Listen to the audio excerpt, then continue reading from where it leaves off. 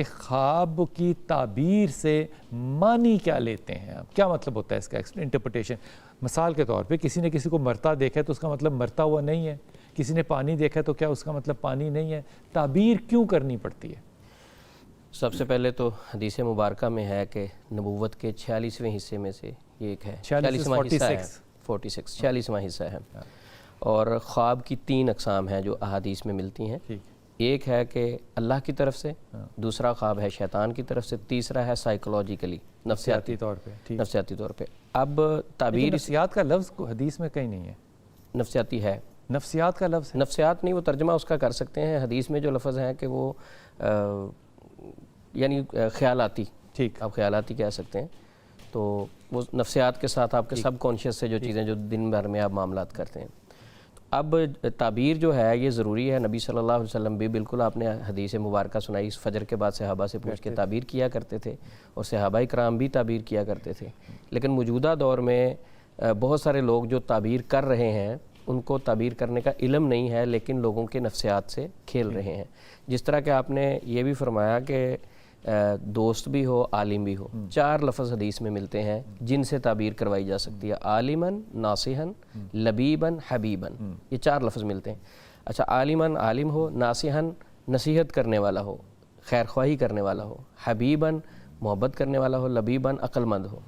موجودہ دور میں جو آن لائن بھی تعبیریں کروائی جاتی ہیں، آن لائن بھی ہوتی ہیں، ڈیجیٹل، آپ کو میں کئی نمبر دے دیتا ہوں، آپ میڈیا پہ دیکھیں، آن لائن فیس لے کے باقاعدہ ہو رہی ہے تعبیر۔ آپ وائس میسیج بھیجیں، یہ خواب دیکھا میں نے، جی، وہ آپ پہلے وائس میسیج نہیں، پہلے فیس بھیجیں۔ اچھا، پہلے فیس بھیجیں، جی، 5000 بھیجیں فیس، پھر آپ کے خواب کی تعبیر بتائیں گے۔ اب یہاں سوال یہ پیدا ہوتا ہے کہ ایک آن لائن بندہ بیٹھا ہے، وہ آپ کے حالات، معاملات، واقعات نہیں جانتا، ٹھیک، تو اس سے آپ کیسے تعبیر کروا سکتے ہیں؟ آپ کے بارے میں جاننا، حبیباً، لبیباً، ناصحاً، یعنی دوست بھی ہو۔ آپ کو دوست کون ہوتا ہے؟ جو آپ کے حالات و واقعات کو جانتا ہو، قریب رہنے والا ہو، اور آپ کا خیر خواہ بھی ہو۔ اگر ان کے اپوزٹ تعبیر نہیں کروائی جا سکتی تو کیا لالچی سے کروائی جا سکتی؟ اچھا داؤد بھائی، جو پیسے لے کے کرے وہ لالچی ہے، جو پیسے لے کے نہ کرے وہ زیادہ مذہبی لگتا ہے ہمیں۔ اسی چکر میں ہم نے مولوی کی 12,000 تنخواہ لگا دی اور اس کو رول کے رکھ دیا، حالانکہ وہ 5 نمازیں بھی پڑھاتا ہے، جنازہ بھی پڑھاتا ہے اور وقت میں بھی پڑھاتا ہے۔ یہ جو تعبیر کرنی ہے، اس کے لیے حالات کو کیوں جاننا چاہیے؟ میں وہ سمٹم صرف کیوں نہیں دیکھوں گا جو خواب کے اندر آ رہے ہیں؟ مثال کے طور پہ خواب میں مجھے جو چیزیں نظر آ رہی ہیں، چھپکلی نظر آ رہی ہے، سانپ نظر آ رہا ہے، میں اس کا تجزیہ کروں گا یا حالات اور واقعات کا ٹول کیا ہوتا ہے تعبیر کرنے کے لیے؟ سب سے بڑی بات یہ عثمان بھائی نے جس طرح بات کی ہے کہ میں اس چیز کی تائید نہیں کرتا کہ حالات و واقعات کو بھی دیکھا جائے، ہو سکتا ہے حالات و واقعات بھی اس میں کاؤنٹ کرتے ہیں، مگر جو بتانے والا ہے اس کو بھی تو دیکھا جاتا ہے۔ میں اگر آپ کو کہتا ہوں کہ جی میں 2 جگہ پہ شادی کرنا چاہتا ہوں، ایک کا نام عثمان ہے، ایک کا نام رحمان ہے، آپ مجھے تعبیر کر کے بتائیں کہ جی کون سا بہتر رہے گا، تو آپ کہتے ہیں جی عثمان بہتر رہے گا۔ حقیقتاً تو میں نے آپ کو چیک کیا ہے، نہ عثمان ہے نہ رحمان ہے، آپ کہاں سے یہاں پہ حالات و کیا دیکھ لیں گے؟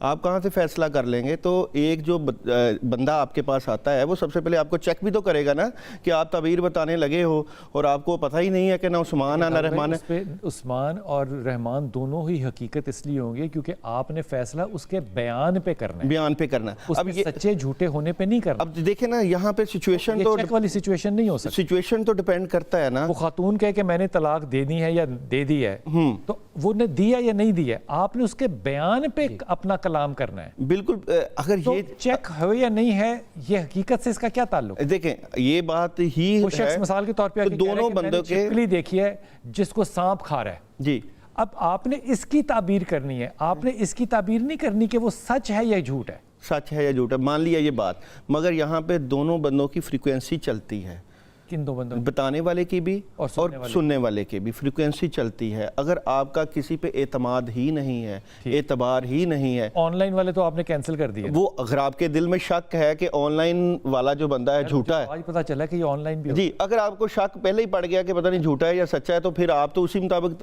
لیں گے نا تعبیر۔